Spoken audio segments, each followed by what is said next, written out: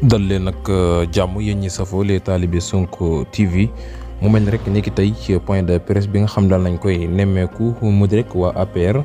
ñu ràññee ki ci ki nga xam ne moo lañ dénkoon wàllum justice bi di Aïssata Tall Sall waaye itam ànd ak ki nga xam ne moo di Amadou Mame Diop tey jii ñu gis leen rek foofee ci APR ñuy amal rek li nga xam ne moo di conférence de presse mu mel ni rek ñoom ñaar ñi ñoo war a daal di teewal ñii di waa Takku Wallu ca Assemblée nationale. loolee tax rek ñu doon waxtaanee nekkin wa nga xam ne lañ fa war a nekk waaye itam li waral rek ñi soxla majorité écrasante bañ laaj leen Assemblée nationale ginnaaw loolu ki nga xam ne moo di Abdou Mbow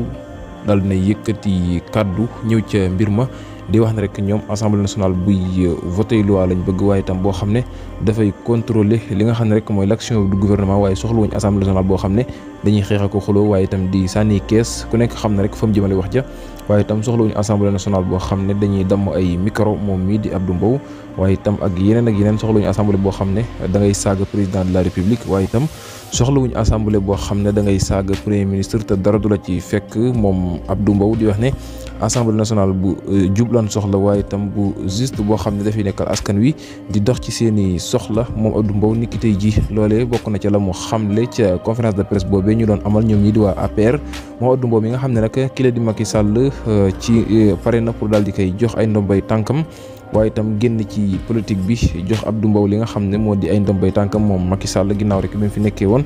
di njiital APR waaye itam nekkoon fi ex président de la république bu Sénégal wëlbatiku nekk député moom mii di Macky Sall jamono ji mel ni rek